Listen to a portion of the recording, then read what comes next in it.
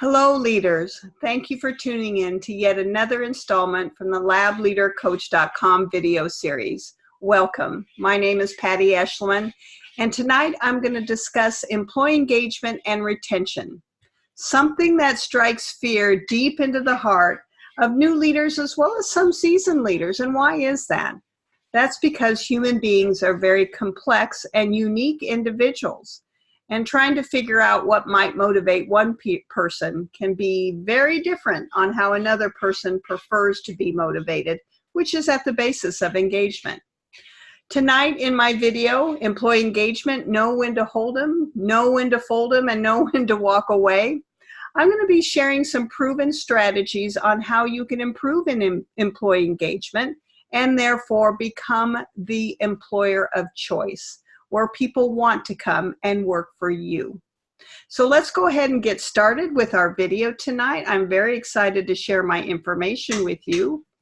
This is going to be our objectives as we start out. So first, we're going to identify the true cost of turnover, understand the reasons why employees leave in the first place, identify the different motivators that impact engagement so they will stay, and then finally, implement strategies that will create a positive team reputation that drives recruitment. There is no doubt that turnover is expensive. While these numbers represent the latest data on the cost of nursing turnover, we all know that lab wages are not quite as robust and our numbers are fewer. However, I think this slide tells a great story. Every individual that is hired in your organization is an investment. Some of those investments will pay off in the long run. Some will fall short. That is why it is up to us as leaders and the financial stewards of our organizations to make our best decisions when we hire in the first place, and then set up appropriate onboarding and training programs to improve the success of our new hires that will then also create success for our teams and the organization.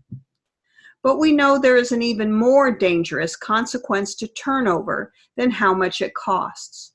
In our attempts to create cohesive teams that bond and support each other in good times and bad, a disruption to that team dynamic can have a startling effect. When a team member leaves, the team left behind feels powerless to maintain a desired sense of community, and this creates fear. Even if there's a disruptor on the team, a person that other people complain about and get frustrated with, when that individual is worked out of the system, it will create anxiety and fear for the team left behind. Fear reduces one's ability to see beyond themselves. Teamwork plummets in fear. Any turnover in a team, even if it will improve the team in the long run, will create a temporary upset in the morale of the individuals, lower engagement, and will impact their ability to be productive. This uncertainty about what will happen next in the team often breeds more anxiety and increases the risk for more people to leave. As a leader working through this issue, increasing communication and reassurance to the rest of the team could not be more important. One of the biggest mistakes I have made in the past was my assumption that when I terminated a challenging employee, the team would immediately rejoice and band together. I learned the hard way that any disruption to a team creates temporary unrest, and the length of time of this unrest lasts and how disruptive it can be was directly related to how I, as the leader, continue to communicate, encourage, and participate in the healing of that team. This is a slide that describes the investment zone when a new employee is hired. There is naturally a time within the first few months of hire that a new employee is pulling resources, which creates a negative economic impact to the organization. However, this is the most critical time for any new hire. How you invest those precious resources will go a long way in how the new employee feels they are supported by their team, supported by you, and will determine if they feel like they fit within the organization. This is also the most appropriate time for you to determine the same. Is the employee truly invested in becoming part of the team, How committed are they to learning their tasks and fitting in with the organization's expectation for performance and conduct? While a minor error in judgment can always occur when people are learning, do not overlook the possibility of a mishire. Someone who looked good on paper, knew all the right answers in the interview, but then is unable to get along with the team or follow instructions. It is in this 90-day probation period where it can become essential to cut your losses early and prevent a long-term drain on your team, your organization, and you as the leader. A mishire, thankfully, is rather rare. Most new hires jump to the challenge, and as you can see in this chart, the more time you spend in training, they are soon contributing and adding to the economic value of the organization. What I also like about this slide is how it defines what can happen when you continue to engage the employee by adding new and challenging assignments. By creating opportunities that encourage engagement, recognition, and growth, employees significantly increase their discretionary efforts and contribute even more positive economic impact back to the organization. More importantly, imagine the non-economic impact this newly engaged employee has on the team, increasing morale and stimulating even more engagement with others. It probably comes to no surprise that there are three main causes for employee turnover. There are factors related to the workplace itself, factors unique to the employees, and of course, the quality of supervision and how leaders impact their teams has already been alluded to and will be covered in more depth in the coming slides. Workplace factors can be divided up into three categories of resources. First are task resources. The test menu in your laboratory will dictate what types of instrumentation, kit testing, and other equipment that are available for staff. In particular, the larger equipment in your labs, such as which instrument manufacturer you have chosen for chemistry, immunology, urinalysis, microcoag, and hematology, can either motivate or demotivate your employees. Additionally, how well your procedures are written, the availability of policies, access to routine supplies can also impact employee success and satisfaction. You can have the best chemistry on the market, but if you do not keep up with your reagent orders, patient testing will suffer and frustration will follow. Next are interpersonal resources. How well do your employees train others, and what expectations have you set for your team on behaviors that define exactly what it means to treat each other with courtesy and respect? Do the members on your team have a clear understanding on what it means to participate on a cohesive team, and do they welcome others and help them feel like they belong? And finally, organizational resources. What type of structures has your organization put into place that clearly define expectations for a code of conduct? Do you have fair and equitable human resource policies that support both management and the employee? Are there training programs to help management and employees grow in their roles? And for you as a leader, are you providing accurate and timely feedback to your team? Everyone needs to know what is expected of them, and do you ensure they receive positive recognition when they do well? If you've been introduced to the Gallup Q12, this graphic will be familiar to you, and it has a lot of great information. Similar to Maslow's hierarchy of needs, Gallup describes 12 specific statements that lead to a fully engaged and successful employee. Gallup describes the foundation block to engagement as what do I get? These are the basic needs of knowing what is expected of them at work, both described in the interpersonal and organizational resources earlier, but also addresses if they have the materials and equipment they need to be successful, a factor defined in task resources. Next on the pyramid to full engagement is the category, what do I give? This is a critical need area where the organization resources or management support become important. Do I get to do what I do best every day? Speaks to role assignment and knowing the strengths of your team members so that they are working in areas where they can excel. Did I receive recognition in the last 7 days is a highly effective strategy for new and seasoned employees that does not need to only be supervisor initiated. Receiving positive feedback from peers should also be highly encouraged. When employees feel like their supervisor or someone at work cares about them, they are often willing to go above and beyond expectations as they know it makes a difference. And remember the previous slide where discretionary effort of the employee increased with new challenge or assignments? That is the impact of encouraging their development. Second from the top, employees begin to ask, do I belong? This is where your hard-won efforts to create a cohesive team can have a significant impact. When there is high-quality communication that is direct, open, frequent, and credible, employees know that their opinions count. Teams that have a shared sense of something bigger and more profound than their individual function areas feel that the mission or purpose of their company is important. Equally impactful is the shared sense of commitment to quality and the trust that is built when there is direct and honest approach to confronting and resolving conflict with the goal of improving and moving on. Do I have a best friend at work? Well, maybe your best friend works elsewhere, but those qualities of genuine bonding and supporting each other in good times and bad is something to strive for in your team. Finally, at the height of engagement is how do we grow? Are there opportunities in your team or your organization to take on new assignments, learn new things, and grow as professionals? Do you make it a priority to sit down with each member on your team at least twice a year to acknowledge the progress they've made in the last 6 months, set SMART goals for the coming 6 months, and are you able to clearly articulate a vision for the future? Workplace factors also include creating opportunities and learning what motivates your team.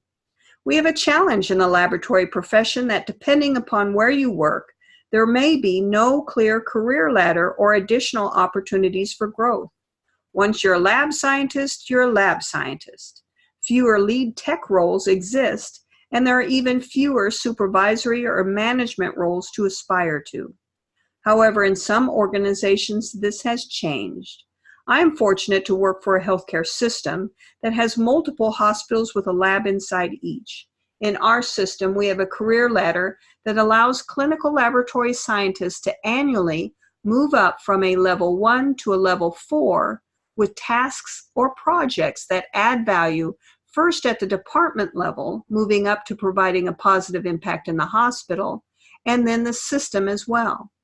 Each step is linked to the system's core values, first completing 2 out of 5 at level 2, and working up to being accountable for all 5 out of 5 at level 4. Each advance up the ladder incurs a 5% pay increase. This increase is separate from annual merit raises and has proven to be a very successful motivator for employees. Additionally, they must resubmit a packet each year to maintain their status. But what if you do not have a program that uses extrinsic motivators such as wage to help motivate your employees? You can still use the example described to create opportunities that stimulate intrinsic motivation, that internal drive to succeed. You could implement a program similar to what I described with advancing levels of achievement that create skill variety and job meaningfulness. People love checking off boxes and receiving certificates. While this may not have the same impact as a raise in pay, it can go a long way to motivating employees when resources are tight. Moreover, creating an autonomous work environment which allows the team to stretch and grow, encourage them to define their own work the way they want it to work that can provide deep satisfaction. Maybe they want to change to 12-hour shifts so they can work fewer days but can still provide enough coverage to get the work done. Finally, make sure there's lots of opportunity for learning. If you do not even have the funds to send someone to a conference, it takes very few resources to put a PowerPoint together and teach your team new skills. Bring in speakers from other hospitals to share their success stories, or subscribe to an online education program. Next are employee factors that color how team members interpret their work experience, which can have the most challenging area for leaders to influence. It is a proven statistic that negative emotions outnumber positive emotions 14-1. This is because our brains are hardwired to interpret information directly to the primitive part of our brain first, which lights up our amygdala. This is where our fight or flight response is kept, which, if left uninterrupted, releases a flood of stress hormones into our body, causing all the blood to rush away from our brains and into our lower extremities so that we can be prepared to fight back or run away. It is in this brain drain state that we often say or do things that we regret later. It is also what makes us interpret many things in a more negative light. Think about it. How many times have you been in one of the most joyful experiences you've ever known, and suddenly your brain switches to utter destruction or disaster? I will never forget the first time I held my newly born daughter, only to fear us bursting into flames on the drive home. Why does this happen? It is because of that darn amygdala always teasing us to think of the worst, somehow preparing us to either fight or flight in protection. It becomes necessary to stop this perfectly normal and natural knee-jerk amygdala response. There also is another part of our brain that gets in the way of messages reaching our most intellectual and intelligent cerebral cortex, and that is the midbrain, which controls our limbic system. Here is where our memories are stored. Often, if we interpret something immediately as negative, thank you amygdala, we will attach this stimulus to a memory and tell ourselves a story in our head that helps support this immediate negative reaction. It is from this story in our head that creates an emotion that then dictates how we react. And as you can imagine, this reaction is not always positive. The key is to interrupt this negative chain of events by questioning your perception of what just happened. Asking yourself a question will immediately light up the reasoning part of your brain, the cerebral cortex, which will then allow for intellectual and intelligent interpretation. I often tell myself to step back and then ask, what do I know as fact right now? If I cannot answer that question, I start asking questions. This information about how our brains interpret information is important because this not only happens to us, but is going on with each member of our team. Providing a one and done direction is not the same as clear, consistent, and repeated communication. It has been said that a person has to hear the same message at least 3 times before it registers in their mind for immediate recollection. We live in an era where for the first time, there is a real possibility that you could be working alongside 5 different generations. While some of the generational differences have been described as either good or bad, in my mind, they're just different, like all people are different. This presents both a challenge and an opportunity for leaders. I believe it is the diversity within a team that makes it stronger.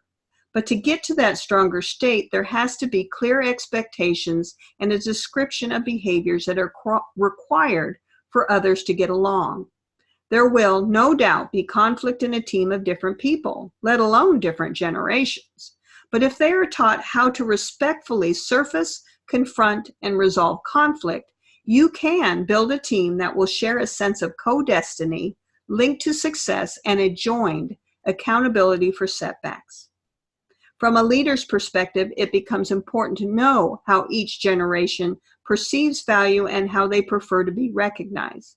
Just like on the individual level, some might need more feedback and encouragement than others. And it is this supervisory impact that we have on our teams that is probably the greatest influencer towards engagement and retention. If you yourself have ever had a boss that either made you miserable or you're fortunate to have a boss that helps you feel successful, you are acutely aware of your mental and physical health with these leaders. We should never forget that we have this same influence on our team. The primary element that drives employee engagement is the employee's belief that their supervisor cares about his or her well-being. It can never be said more clear. Get to know your employees. Know the names of their kids if they have them. Find out what brings them joy. The ability to create meaningful and enduring relationships is at the hallmark of a great leader. Here are the sad statistics regarding engagement in the workplace. What I find interesting about this slide is the 51% of people that are not engaged. They are sitting in the middle, looking to the right at the 33% of people who are fully engaged and working hard. Then they're looking to their left at the 16% of people who are actively disengaged. This 16% are the problem children on your team that are negative, destructive, and have a blatant disregard for the expectations of your team or organization. What do you think these people in the middle are thinking? If there are no consequences for the 16% of people who are actively disengaged, do you think they might be thinking it's okay to join them? Or maybe they think they look pretty darn good in comparison to those disruptors, so they remain content in their unengaged status. It is our job as leaders to move those people from the middle and encourage them to join the 33% of highly engaged.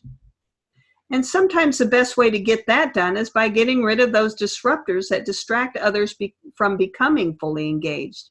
Setting clear expectations about appropriate behavior, addressing variances to behavior, and keeping the pressure on will usually force deviant employees to self-select. In other words, starting down your path of disciplinary action is usually enough for an employee to see his or her limited future and quit. If not, then have the courage and the health of your team in mind to terminate employees that are not willing or able to change.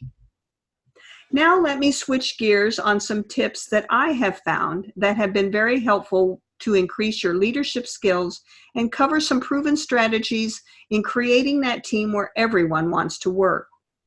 I've already mentioned how important it is for leaders to develop meaningful and enduring relationships. This will also encourage the building of trust, but equally as important is the development of your own core values, which will help you make solid and credible decisions when times get tough. DWYSYW means do what you say you will do. You are held to a higher standard than your team, so set a good example. Your behavior is the culture of the team. And remember, having courage. While we all have a tendency to want to be liked, you will be able to balance those sometimes unpopular decisions with the solid relationships that you have built and the respect that you have gained by acting from a place of integrity and credibility with that value system that you feel strongly with.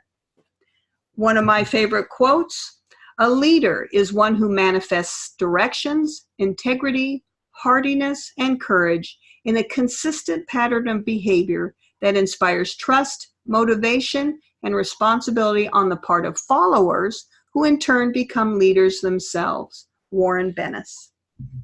How do you create a positive team reputation? Well, it starts out with you trying to be the boss you always wish you could have had. Learn from your mistakes. We're all human. When your team sees that you too can be vulnerable and that you are able to take accountability and ownership for your error and get better, they will too. Have the courage to make those tough decisions. And if you find yourself having to weed that garden, don't forget, as I once did, that this disruption to the team will create unrest. You will have to communicate, encourage, and participate in the healing of that team.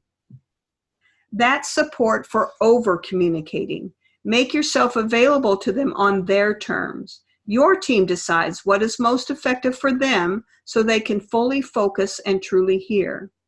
And every chance you get, show your gratitude. Never underestimate the impact of a handwritten thank you note. You can not only send a note directly, but also think creatively. I've thanked employees' kids for sharing their parent with me at work. I've sent notes to people's pets telling them how much I love their human. And I've sent additional notes to family members telling them they should feel very proud of their loved one's accomplishments. So now we also do a gratitude lightning round in our daily lab huddle. After we discussed all business, we go around in a circle and everyone is able to share their gratitude. They recognize and thank each other, share something positive that is going on at home, or sometimes they're just grateful it rained. Because your behavior is the culture, develop loyalty by showing it. Be an advocate for your team and increase the visibility of the lab by sharing your successes with the entire hospital. Own your influence and use it to motivate. Find out what each person needs to feel to be encouraged. You can easily do this by sending out an employee survey. Stay positive and look for opportunities to be positive in the face of adversity. Continue to set expectations and persevere when it comes to team mentality. While you recognize individual accomplishments, make sure you also acknowledge how this positively impacts the team. And finally, don't take yourself and the lab day-to-day operations too seriously. We all know that patient care is serious business, but that does not have to mean it is always high stress. Have a little fun and find ways to create an environment that is fun. Be as generous as you can be, but especially be generous with your patience, your support, your time, and your understanding. And oh yeah, it never hurts to throw in a pizza now and then. So thank you for tuning in tonight. It was a joy to speak with you, and you can always learn more from my website, which is www.thelableadercoach.com, or you can reach out to me personally by email at patty@thelableadercoach.com or visit my Facebook page. If you provide me with your email address or like my Facebook page, you will be the first that will receive checkoff list, invitations to other videos, as well as proven strategies on how you can be more successful as a leader. I really enjoy speaking with you tonight, and thank you for tuning in. We'll see you next time.